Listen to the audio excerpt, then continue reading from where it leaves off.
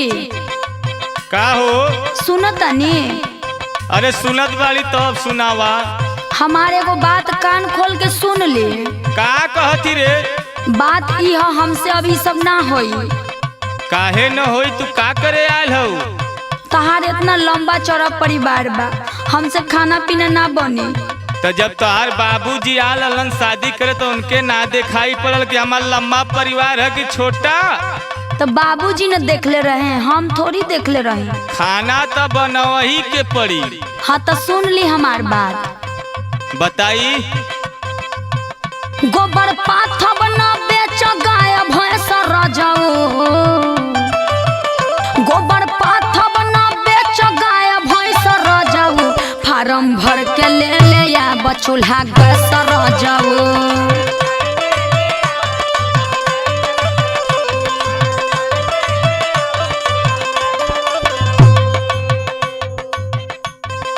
अरे बुझ गई नीनू। अच्छा, मतलब हम फार्म भर के तोके गैस ले आई। हमार मतारी तौन चूल्हा पे खाना बनावत रहलीन और तू नई नई दुल्हन बन के आ गई, तोके गैस चाहिए? अरे हमनी के नया मॉडल के दुल्हन है ना। अच्छा, तो गैस अगर गैस पे तोके बनावे के तो तू अपने बाबूजी कहन जो। ऐसे कहबा ना तो साँचो के चल जाएबो। तो चल जेबी तो हमार का कवरी? कुछो ना कवरी। अब सुन, हम बतावत ही तोके। बोला तारो सुन ली। उहे करा जवन कइल बापू दादा धनिया। उहे करा जवन कइल बापू दादा धनिया। अपन बदला दिन ऐसे इरादा धनिया।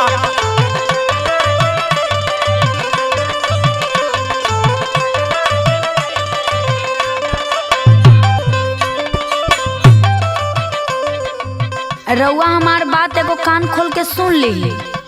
बतावा। हमार बाबूजी रउआ घर देखे आयल रहे, हम ना।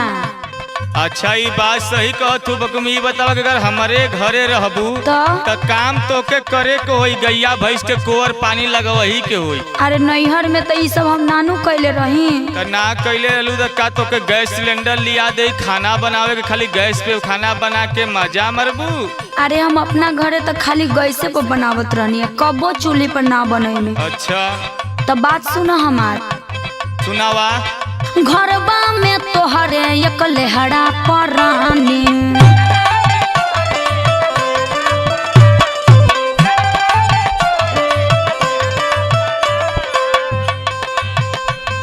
मुहे से आगे फूके में थकतानी।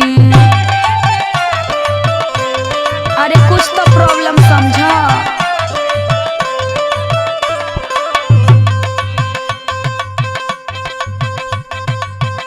देखो, अगर गैस तू ना ले बनू तो तारा साथे हम ना रहो। देख, तोके रहे को हमारे साथे तो तोके चूल्ही फुकही के होई और माई बाऊ का गोर दबवही के होई।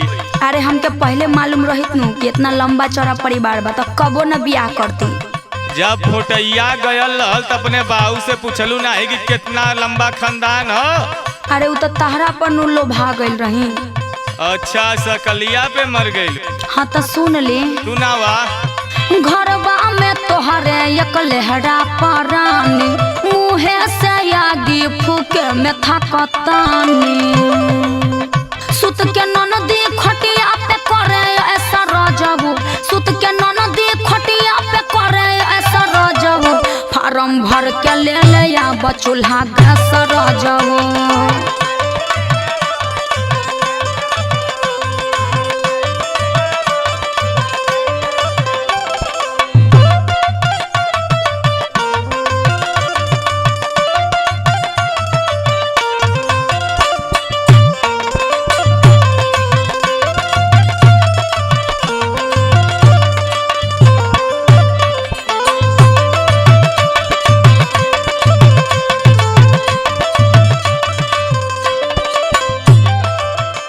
सुना।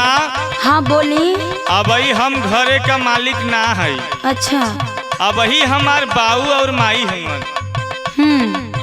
आई जान ला कि उनके बिना मर्जी से हम कुछ ना कर सकीला। एगो बात हमहू कही। बोला। अभी देखला ना रोमन भैया के नया नया शादी भइल बा। हाँ देखलिए कि ललित भैया के नया नया शादी भयल। उनकर मेहरारू अइली है ना। हाँ आइल बकुम जींस पहिर के आइल। अच्छा सुना तो। हाँ सुनाब। बाबू माई के हवे मालिकाना,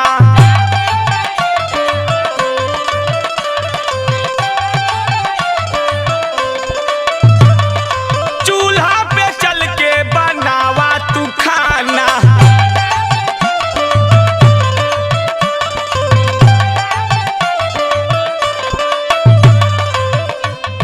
चाहे कुछ भी हो जाए हम चूल्हा पर खाना ना बनाए तो ना बनाए। देख हमारे जियते तो तू गैस सिलेंडर पे ना बनेबी। अच्छा ठीक बा तू बोलत रहा। अच्छा तो सुन। बोला। बाबू माई के हवे मालिकाना, चूल्हा पे चल के बनावा तू खाना। तोरे टियन से परिवार न ज्यादा धनिया, अपन बदला जिनिया से इरादा धनिया।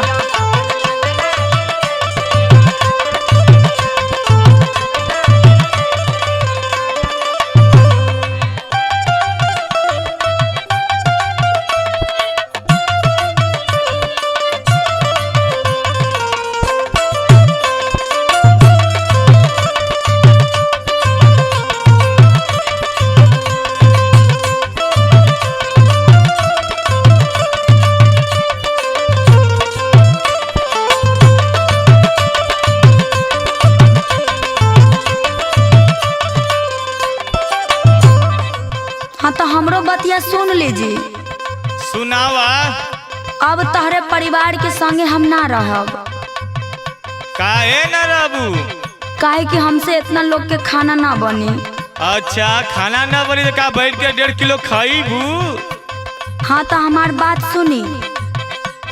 कभी राम प्रसाद अंतरा सिंह के घरे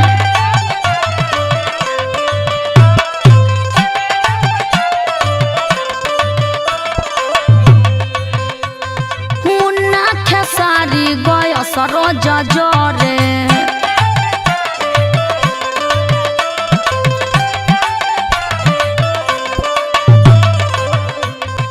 बुझात बानू। कभी राम प्रसाद अंतरा सिंह के घरे मुन्ना खेसारी गय सरोज जरे। अच्छा हाँ तो सुना। हमरे बतिया पर डाल जिना डैसर जबू, हमरे बतिया पर डाल जिना डैसर जबू। फार्म भर के ले या बचूल्हा गैसर जबू।